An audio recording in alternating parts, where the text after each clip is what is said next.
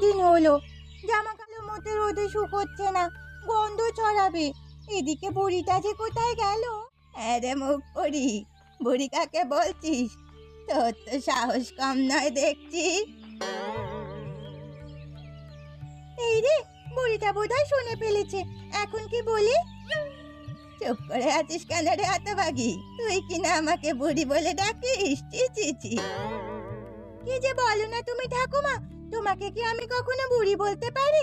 তুমি হলে কি আমার একমাত্র ঠাকুমা, তোমাকে কেন আমি বুড়ি বলবো বলো তো?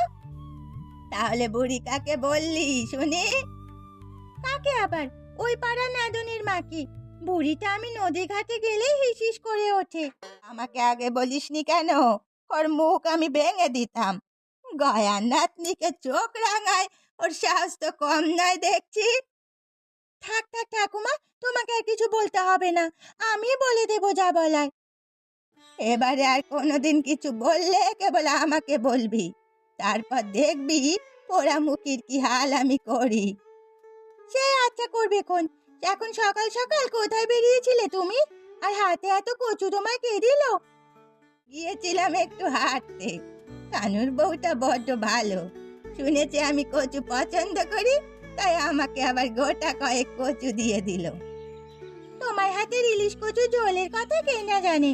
দূর দূরান্ত থেকে তোমাকে নিয়ে যায় তাদের বাড়ির রান্নার জন্য। এখন কচুগুলো নিয়ে উপরের অংশ কেটে রান্না করবি, আর নিচের গোড়ার দিকটা উঠোনের এক কোণে লাগিয়ে দিস, তাহলে করে কচু হবে। ঠিক আছে ঠাকুমা, এগুলো এখন আমায় দিয়ে বারান্দায় বসে বিশ্রাম করো দেখি, আমি তোমায় দুটো মুড়ি মেখে দিই। তাই দে দিদি ভাই, হেঁটে এসে দেখি পেটে কেমন টান ধরেছে।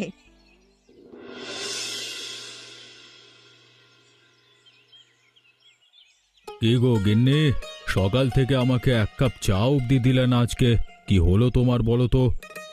কি আবার হবে, কদিন বাদে একটু রোদ উঠেছে, কোথায় রোদে একটু বসলাম, আর অমনি তোমার চায়ের বাহানা শুরু হয়ে গেল।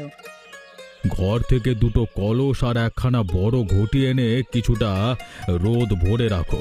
এমন ভাব করছো যেন আর রোদ। এই বর্ষাকালে রোদ উঠবে কি করে শুনি? দুদিন ধরে তো রোদের মুখ দেখলাম না। বৌমা, ও বৌমা, সমুকে নিয়ে রোদে এসে বসো দেখি একটু।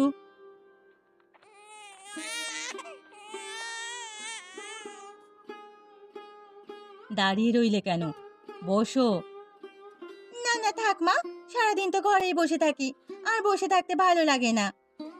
সে তুমি ঠিকই বলেছ বৌমা, আরে একটা বাচ্চা হলে তো আর আগের মতো চলাফেরা করা সম্ভব হয় না। কিন্তু মা তো আমাকে একটা কাজেও হাত দিতে দেন না। তার নাতি শরীর খারাপ হবে ভেবে সারাদিন আমাকে পাহারায় রাখেন। বেশ, তো তুমি সমু দাদা ভাইকে আমার কোলে রেখে এক কাপ চা করে দাও তো আমাকে। তোমার শাশুড়ির আশায় থাকলে আমার পিণ্ডদানের পরে চা মিলবে যত সব। যাও না, তবে এখন শ্মশানে গিয়ে বসে থাকো সেই আশাতে। আমার একটু বসে থাকা তোমার চোখে সহ্য করতে পারে না। পারেনও বটে আপনারা, একজন আরেকজনকে দুদণ্ড একটু চোখের আড়াল হলেই খোঁজাখুঁজি শুরু করে দেন, আবার একসাথে হলে সাপে নেউলে সম্পর্ক দেখি। কি আর বলবো বৌমা তোমাকে সেই দুঃখের কথা। সাপের সাথে কি আর নেউলের সংসার হয় নাকি? কেবল আমি মানিয়ে নিয়ে চলি বলে যত সব। কি বললে, কি বললে তুমি আমায়? শেষে কিনা তুমি আমায় সাপের সাথে তুলনা করলে। আজ তোমার পাতে খাবার ওঠে কি করে সেটাও আমি দেখব। কিন্তু মা, বাবা না খেলে যে প্রেশারটা আবার কমে যাবে বাবার। না না, সেটা হলে তো সমস্যা হবে। তুমি খেয়ে নিও গো।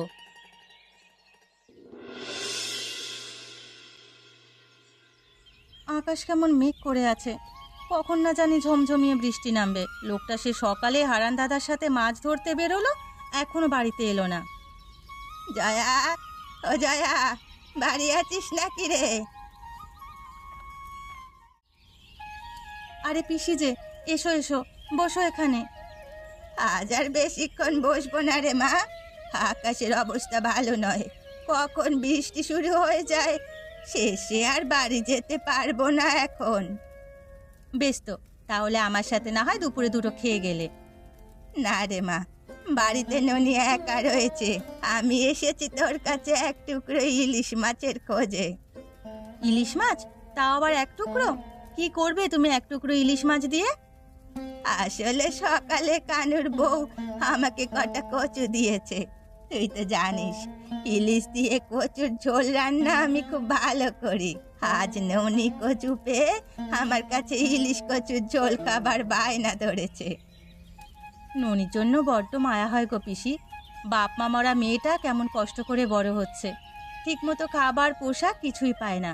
বিকেলে আমার কাছে পাঠিয়ে দিও, আমার কটা পুরনো শাড়ি আছে দেবক্ষণ। সে ঠিক আছে। গোপাল তো এখন নদীতে ভালো ইলিশ মাছ পায় শুনেছি, তাই ভাবলাম তোর থেকে এসে এক টুকরো ইলিশ মাছ নিয়ে যাই। হ্যাঁ, এই বর্ষার মৌসুমেতে ভালো ইলিশ পাওয়া যায়। তুমি বসো দেখি, আমি এখনই ইলিশ মাছ দিচ্ছি তোমায়।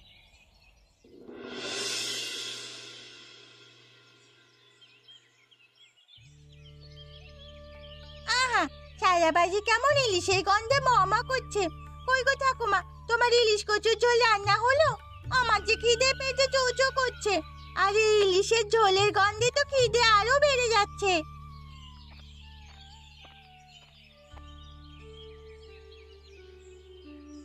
এই নে দিদি ভাই, কে বল দেখি কেমন হয়েছে খেতে।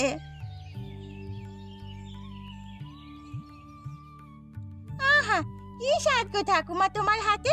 সে কোন কালে এরকম রান্না করেছো, এখন তোমার হাতে রান্নায় একই স্বাদ। এককালে এই গয়া 10 গায়ে সুখ্যাতি কুড়িয়েছে এই ইলিশ কচুর ঝোল রান্নার জন্য। অনুষ্ঠান বাড়িতে রোজ আমার ডাক পড়তো এই রান্নার জন্য। তবে এখন যাও না কেন ঠাকুমা? এখন আর নদীতে ভালো ইলিশ মাছ পাওয়া যায় না, আর পাওয়া গেলেও তো এখন সরকার এমন সব নিষেধাজ্ঞা জারি করে দেয়। এই সময় আবার কিসের নিষেধাজ্ঞা কেন দেয় ঠাকুমা? কারণ এই সময় মা ইলিশ ডিম দেয়, তা থেকে আরো অনেক। যদি এখন ডিমওয়ালা মাছ না ধরা হয় তবে। কিন্তু এই কচু তো বর্ষার সময় ছাড়া হয় না, তাহলে মানুষ ইলিশ কচু ঝোল খাবে কি করে? জানি না রে দিদি ভাই, রান্নাটা কেমন হয়েছে খেতে? একদম ফাটাফাটি। এক টুকরো ইলিশ মাছ দিয়ে তুমি যা রান্না করেছো না, আমার আজ খুব ভালো লাগছে। অনেকদিন বাদে তোমার হাতের এই পদ খেলাম। তুমিও আমার সাথে খেতে বসে পড়ো না ঠাকুমা। তুই খেতে থাক দিদি ভাই, আমি রান্নাঘর থেকে আমার ভাত নিয়ে আসি। পেট পুড়ে খাবি কিন্তু। সে আর বলতে, তুমি যাও ভাত নিয়ে এসো, আমার জন্য কিছুটা বাড়তি ভাত আনবে কিন্তু। ঠিক আছে। হ্যাঁ গো হারান দাদা, আজকে তো কোনো মাছ ধরতে পারলাম না। মাছ ধরবার জন্য এখন যে নিষেধাজ্ঞা জারি হয়েছে। সেটাই তো ভাবছি এখন কি করব আমরা। আমাদের তো একদিন মাছ না ধরলে সংসার চলে না। এদিকে রায় বাড়িতে তো রোজ রোজ ইলিশের বায়না থাকে রে। রায়বাড়িতে ইলিশ না দিতে পারলে তো রায়বাবু আবার রাগ করবেন। দুদিন বাদেই তো রায়বাড়িতে অনুষ্ঠান আছে। রায় বাড়িতে এখন আবার কিসের অনুষ্ঠান? তা ও বাড়িতে তো মানে সমর্থ কেউ নেই যে বিয়ে হবে। ও বাড়ির ছেলে মেয়ের বিয়ের পাট তো কবেই চুকে গেছে। রায়বাবুর নাতি হয়েছে মাসখানেক হলো, তাই সে আনন্দে অনুষ্ঠান করবেন শুনলাম। যাক, তাহলে তো অনেক দিন বাদে রায় বাড়িতে ভালো মন্দ খাওয়া হবে। আমার মাছ দিতে পারলে তবেই না খাওয়া হবে। মাছ না দিতে পারলে রায়বাবু আমাদের মুখও দেখবেন না। উনি কেমন রাগী মানুষ জানোই তো। এখন নদীতে মাছ ধরবার নিষেধাজ্ঞা চলছে, দুদিন বাদে এসে আবার দেখবো মাছ ধরা যায় কিনা। আজকে তো কোনো মাছ পেলাম না। অন্যদিন তো মাছ নিয়ে আগে সোজা হাটে যেতাম। আজকে আমরা বাড়ি চলে যাই, চলো। সে কি রে, এখনই বাড়ি গিয়ে কি করবি? চল চল, দুজনে আগে মদনের চায়ের দোকানে যাই, গিয়ে এক কাপ চা খেয়ে আসি। হ্যাঁ হ্যাঁ, তবে তাই চলো। সেই সাথে একটু আড্ডা দিয়ে আসাও হবে। চল তবে, চল চল।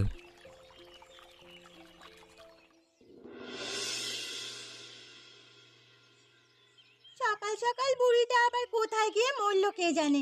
এদিকে নন্দীগ্রামের লোক এসে যে খুঁজে গেল। সকাল হলেই তার পাড়ায় বেরোতে হয়। এই বয়সে এত হাঁটাহাঁটির কি দরকার আমি বুঝি না। ননি দিদি ভাই, ও ননি দিদি ভাই, তুই ঘুম থেকে উঠে গেছিস? তুই ঘুমোচ্ছিলি বলে তোকে আর ডাকিনি। আমি একটু ও পাড়ায় গিয়েছিলাম। আচ্ছা ঠাকুমা, তোমার এখন বয়স হয়েছে, এই বয়সে এত হাঁটাহাঁটির কোন দরকার আছে বলো তো? শেষে পড়ে কোমর ভাঙবে দেখবে। এমনিতেই এখন বর্ষাকাল।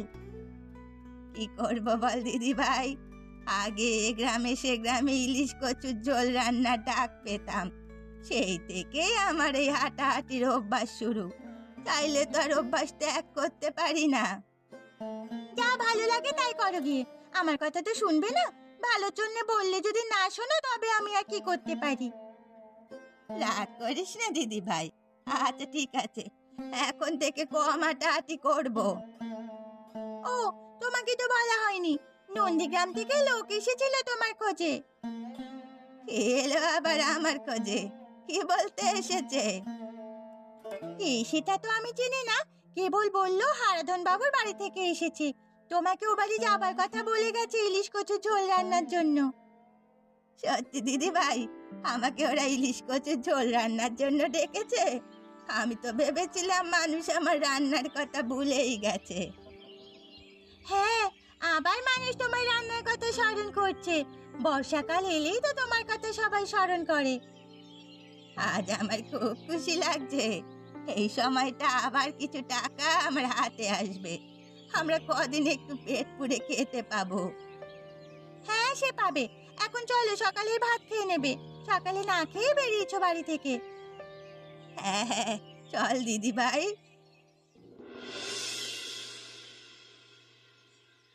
ওলে ওলে ওলে ওলে আমার লক্ষ্মী ছেলেটা, ঘুমিয়ে যা বাবা। আচ্ছা আমি তোকে ছড়া শোনাচ্ছি।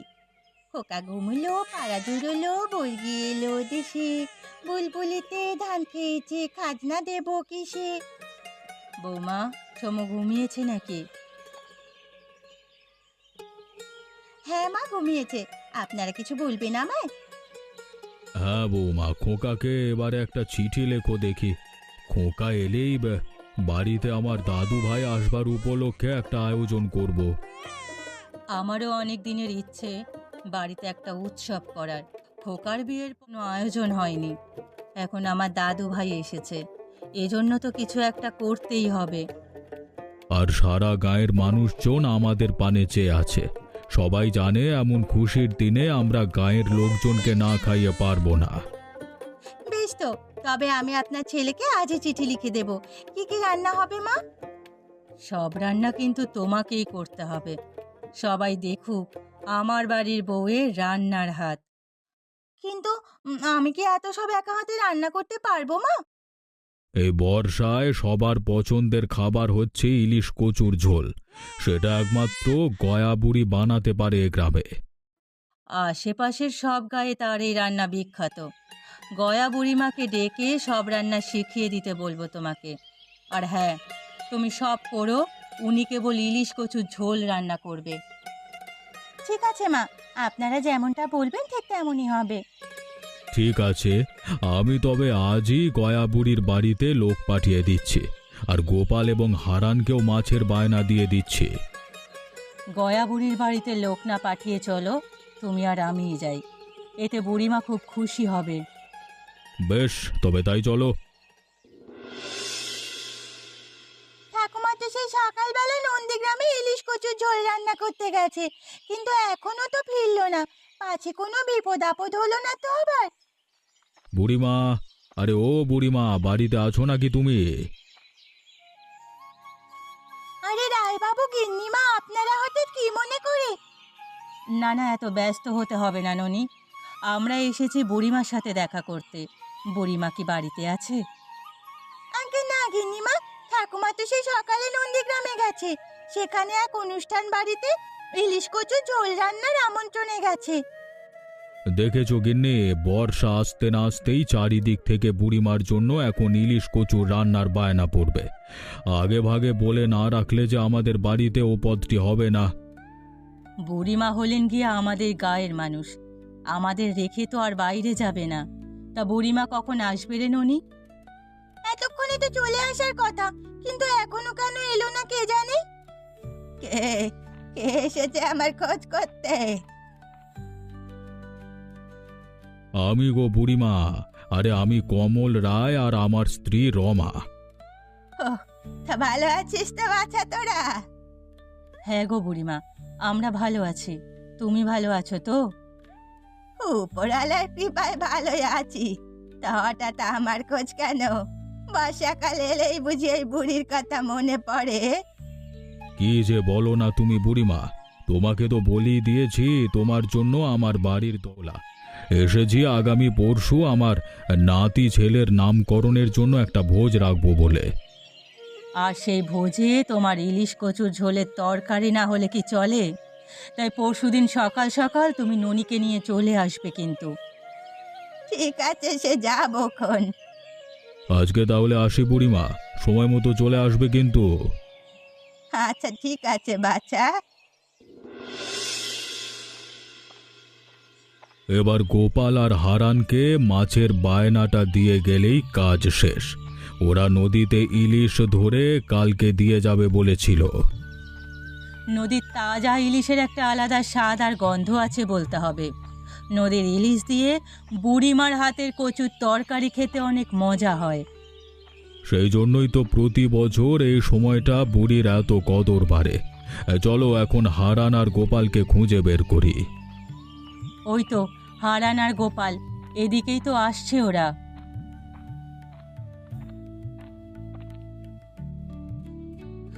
হ্যাঁ কর্তাবাবু, গিন্নিমা, আপনারা এই সময় এখানে কেন? আর বলিস না সে কথা, আমরা তো এসেছিলাম গয়া বুড়ির বাড়িতে। তা পরশু তো অনুষ্ঠান, তাই ইলিশ কচুর ঝোল রান্না করবার জন্য আগাম বলে গেলাম। তোমাদের যে ইলিশের কথা বলেছিল তোমাদের কর্তাবাবু, সে কথা মনে আছে তো? আগে গিন্নিমা মনে আছে, কিন্তু এখন তো নদীতে মাছ ধরবার উপর নিষেধাজ্ঞা চলছে। কাউকে নদীতে মাছ ধরতে দেখলেই জরিমানা করছে। তাহলে এখন কি হবে? আপনি চিন্তা করবেন না বাবু, একটা না একটা ব্যবস্থা হবে। আমরা কালকে পূবের দিকে ভরা নদীর মাঝখানে যাব মাছ ধরতে। সেখানে গেলেই আর কেউ দেখতে পাবে না আমাদের। যে করেই হোক আমাদের এই অনুষ্ঠান পথটা হওয়া চাই। ঠিক আছে গিন্নিমা, আমরা আপ্রাণ চেষ্টা করব। বেশ, আমরা তবে আসি এখন। আর পরশুদিন পরিবার সহ সবাই চলে যাবি খাবার জন্য। ঠিক আছে বাবু, যাবক্ষণ। আমরা তবে আসি।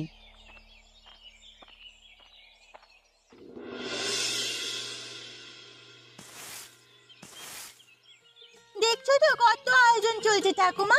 বেশ জম্পেশ খাওয়া দাওয়া হবে বলে মনে হচ্ছে। হবে বই কি, রায়বাড়ির আয়োজন আর খাওয়া দাওয়া বেশি হবে না তা কখনো হয়েছে? সেই কমলের বিয়ের সময় খেয়েছিলাম এ বাড়িতে, সে কি আয়োজন! কেন, রায়বাবুর ছেলে তপন দাদার বিয়েতে বুঝি খুব ধুমধাম করে লোক খাইয়েছে? তপনের থেকে তপনের বাবার বিয়ের সময় বেশি আয়োজন হয়েছিল রে দিদি ভাই। সে বাড়ি আমি প্রথম এ বাড়িতে ইলিশ কচুর ঝোল রান্না করেছিলাম।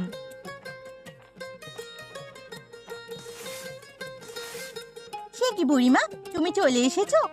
আর আমিও তোমার জন্য কচু ধুয়ে পরিষ্কার করে রেখেছি। এই তপনের বউ না? হ্যাঁ গো বুড়িমা, এসো আমরা কাজে লেগে পড়ি। আজ কিন্তু আমার ইলিশ কচুর ঝোল রান্না শেখাতে হবে। সে শিখিয়ে দেবো খন, এখন চল আমরা কাজে লেগে পড়ি। আগে কচুটা কেটে নি। ইলিশগুলো আমাকে দিলেই তো আমি কেটে দিতে পারতাম, কিন্তু ইলিশ নিয়ে তো এখনো কেউ এলো না।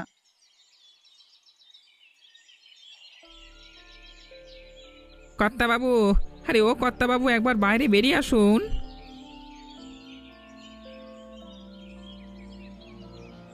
তোরা এসে গেছিস?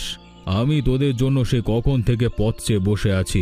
তা তোরা খালি হাতে এসেছিস কেন? ইলিশ কোথায়? আমরা তো সেই সকালে উঠে ইলিশ মাছ ধরতাম বাবু, কিন্তু মাঝ নদীতেই সরকারি লোকজন টের পেয়ে আমাদের ধরা সব মাছ জলে ফেলে দিয়েছে। আর সেই সাথে আমাদের সব জাল পুড়িয়ে দিয়েছে। তোদের আমি কতবার করে বললাম, যেভাবেই হোক আজকে আমার মাছ চাই। এখন আমি ইলিশ কচুর ঝোল খাওয়াবো কি করে অতিথিদের? আমরা তো অনেক মাছ ধরেই ফেলেছিলাম বাবু, কিন্তু মাছ নিয়ে আর আসবার সুযোগ পেলাম না। এখন আমি কি করব? চিন্তা করিস না বাছা, আমার কাছে একটা উপায় আছে। কি উপায় বুড়িমা? ননি, যা তো দিদি ভাই, জয়াকে বলবি যেভাবে আমি ইলিশ রাখতে বলেছিলাম সেই ইলিশ নিয়ে যেন এখানে চলে আসে। ঠিক আছে ঠাকুমা, আমি এখনই যাচ্ছি। তোরা কেউ চিন্তা করিস না, এই গয়া থাকতে আজকেও ইলিশ কচুর ঝোল খেতে পাবে না তা হবে না। সবাই যার যার কাজে লেগে পড় দেখি। এসেছিস জয়া মা? দেখেছিস এখন এই নুন মাখানো ইলিশগুলোই কাজে লাগবে। তোমার কথা মতো আমি আগেই কিছু কিছু ইলিশ মাছে নুন মাখিয়ে সংরক্ষণ করে রেখেছিলাম, কিন্তু এ তো তাজা ইলিশ মনে হচ্ছে না গো বুড়িমা। শেষে কিনা অতিথিদের এই নুন মাখানো বাসি ইলিশ খাওয়াতে হবে? শোন মেয়ে, মানুষজন এত নেমন্তন্ন করেছে তোর শ্বশুর মশাই, এখন যদি তাদের পাতে ইলিশ কচুর ঝোল না পড়ে তবে মান সম্মান কি থাকবে? বুড়িমা ঠিকই বলেছে, আর দেরি করা ঠিক হবে না। সবাই রান্নার কাজে লেগে পড়ো দেখি, একটু বাদেই অতিথিরা চলে আসবে।